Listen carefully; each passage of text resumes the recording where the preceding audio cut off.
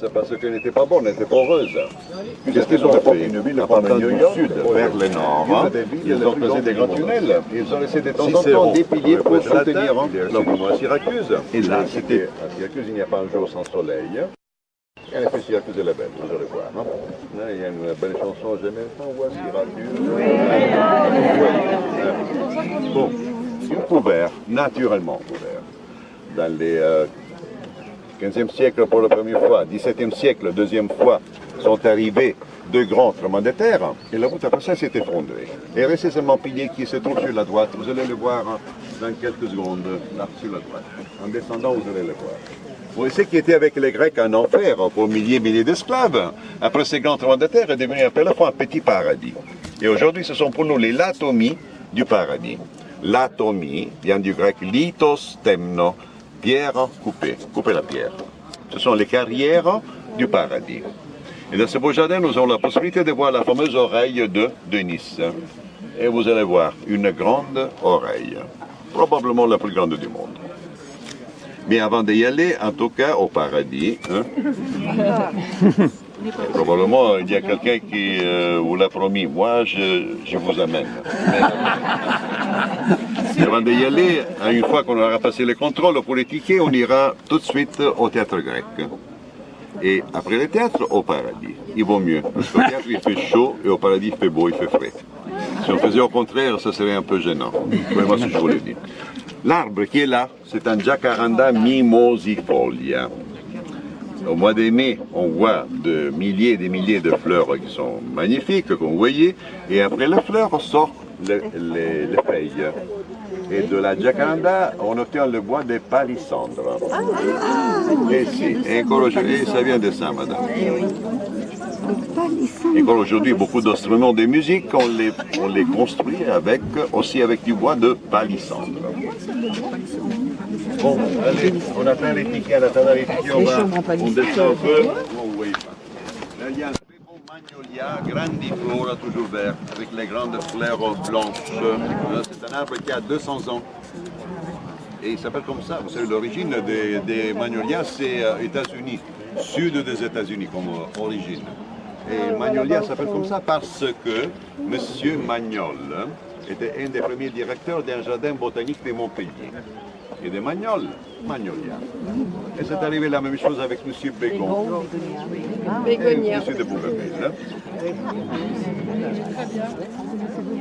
Il est derrière.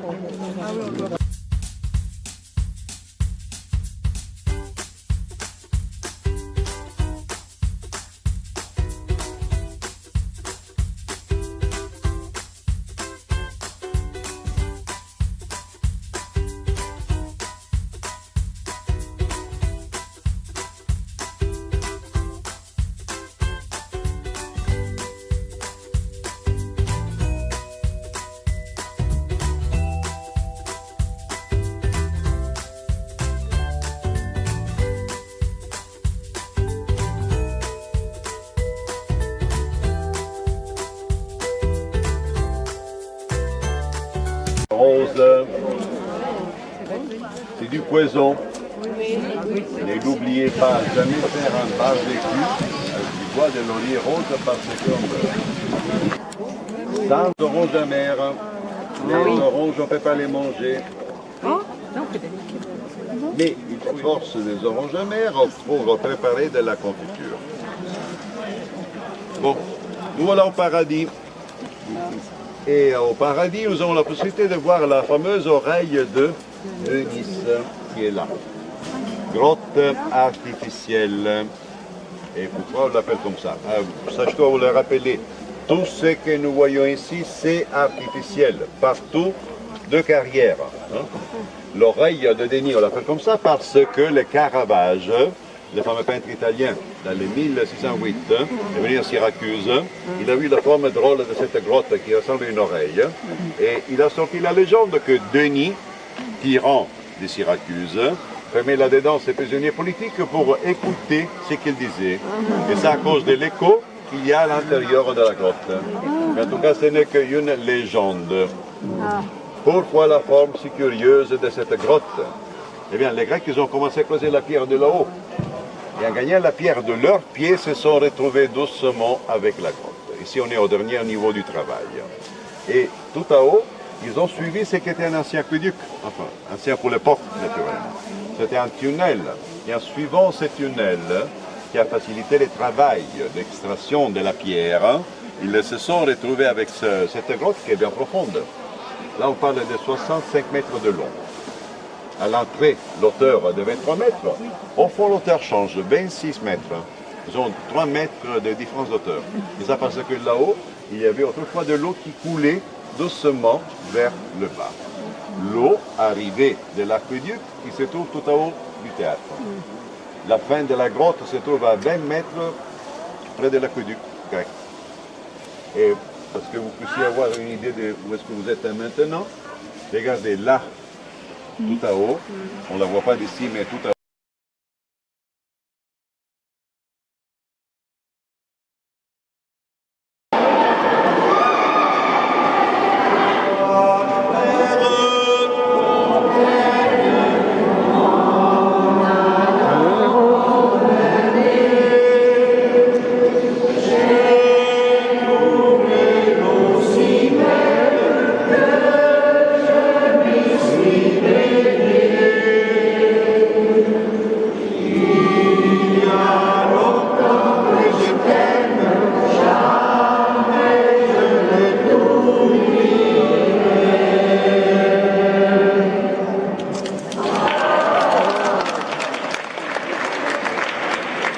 Volontaire et posez pas la question pourquoi. Une dame volontaire. Aujourd'hui, vous êtes volontaire? Oui. C'est bien, vous baissez les bras si vous pouvez. Voilà. Mais peut-être ça fait pas mal. En tout cas, je ne suis jamais dangereux pendant les jours. Donc vous pouvez rester tranquille. Seulement vous devez fermer les yeux pour quelques secondes. Vous avez les yeux fermés? Vous n'allez rien sentir, madame. Ça fait mal? Oui, je voulais dire. Ça fait mal. Ça fait mal? C'est fini. Maintenant, vous pouvez regarder, mais pas toucher. Seulement regarder. Hein? C'est une belle broche naturelle qui va rester comme ça tout fait pour 1 heure. Après, il faudrait l'arroser. Montrer aux autres dames parce qu'elles sont comme toutes les dames du monde. Tourne. Qu'est-ce que tu fais? C'est bien, ça ressort bien sur son truc de marine. Et monsieur, ça je dois vous le dire, d'habitude quand une dame reçoit une telle chose, elle est contente. Vous êtes contente? Vous voyez? Et en plus, monsieur, ça je dois vous le dire, ça ne coûte rien.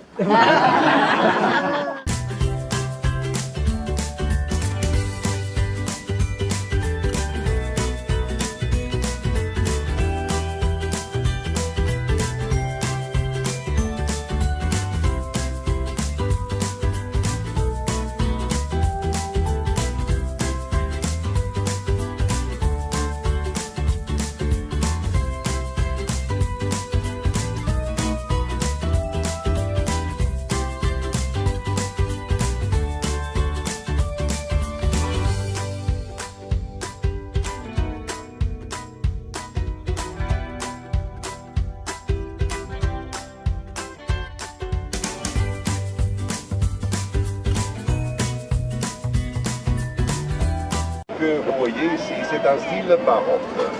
Et ça parce que dans les 1693 est arrivé un grand tremblement de terre et presque toute la ville a été détruite.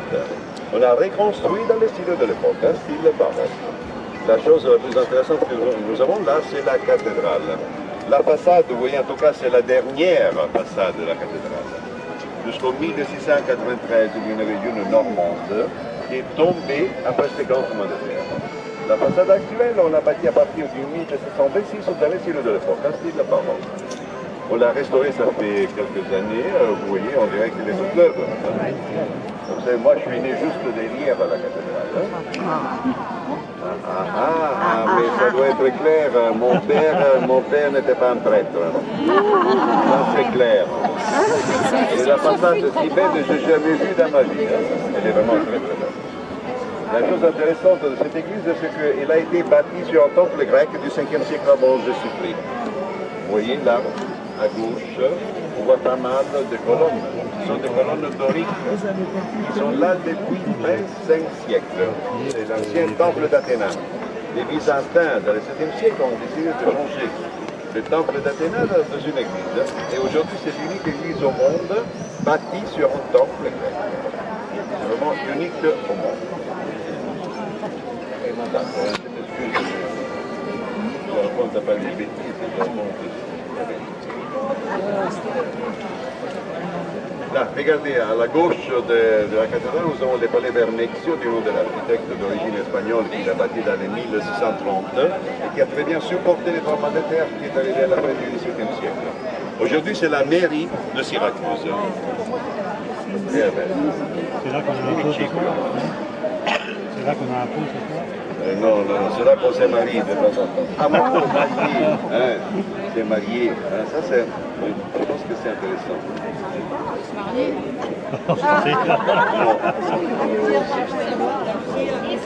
Vous savez, allez passer les Romains, si vous voulez faire des jeux, vous avez besoin de beaucoup de monnaie. Vous avez besoin d'un sponsor. Sponsor, vous savez, ce n'est pas un mot anglais, au million de gens dans le monde entier pensent. Sponsor, c'est un mot latin qui vient du verbe spondere, qui ça veut dire promettre solennellement. Du verbe spondere, nous avons sposo, sposa, épouse, esposa, sponsali, sposalizio, et tout ça parce que le mariage, c'est une promesse solennelle. Alors on se marie. Et vous savez, il y a eu beaucoup de gens qui n'ont pas étudié le latin et quand ils se sont mariés, ils ne savaient pas qu'est-ce qu'ils faisaient. Se marier, ça veut dire exactement ça, promettre solennellement. Je ne sais pas, en France, ici, depuis quelques années, nous avons une nouvelle maladie qu'on appelle amnésia. Et souvent, les promesses, on les oublie. Hein.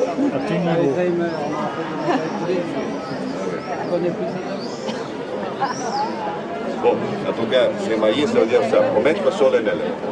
Tiens, je pensais au mariage, enfin, je pensais comme ça dans la tête, je voulais bien vous le dire. Bon, vous allez regarder, en face du Verneccio, nous avons un des plus beaux palais que nous avons ici à Syracuse. C'est le palais du baron Beneventano del Bosco, au XVIIIe siècle. Et encore aujourd'hui, les barons Beneventano del Bosco habitent là-dedans. Il y a pas mal de sous. Il y a pas mal de sous. Des dames, des mariés.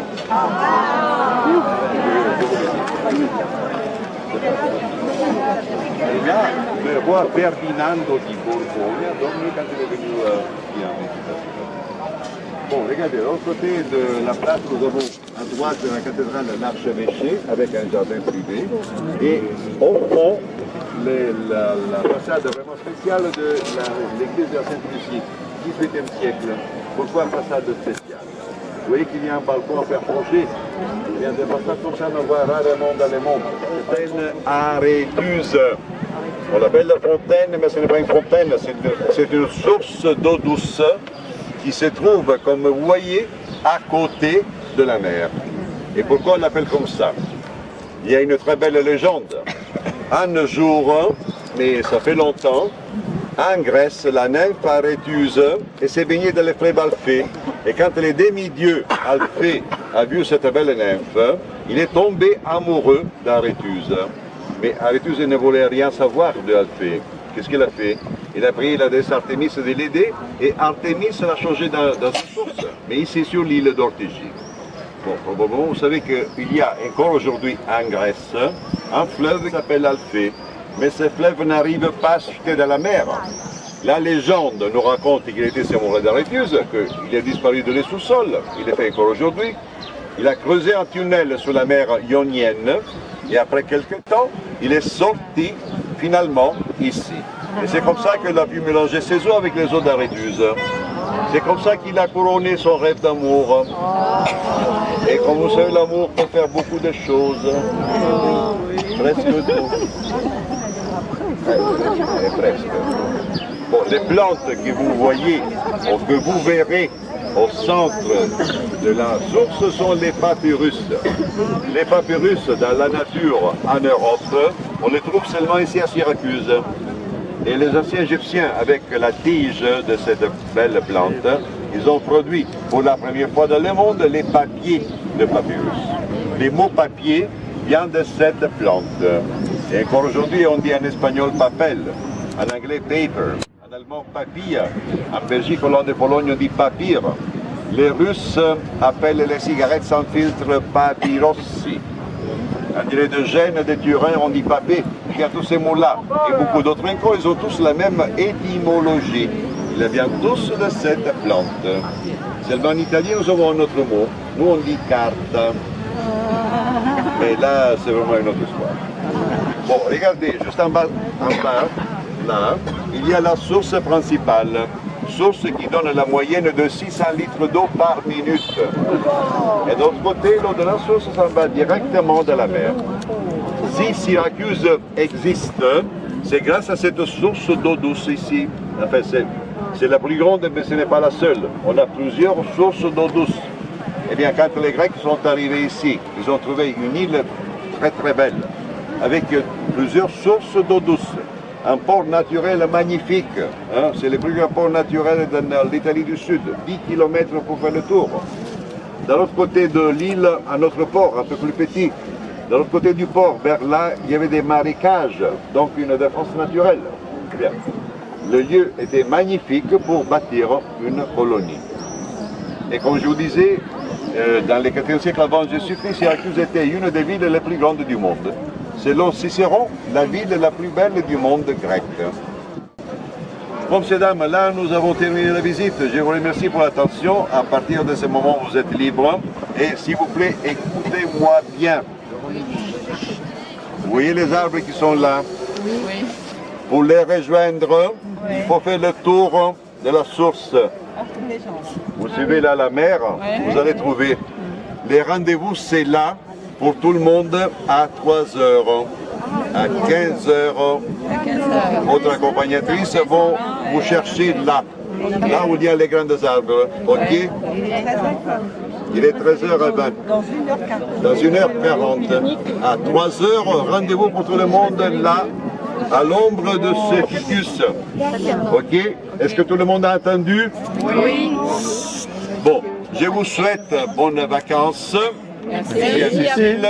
Et pour les dames, mais attention seulement pour les dames, ça doit être clair, hein? Oui.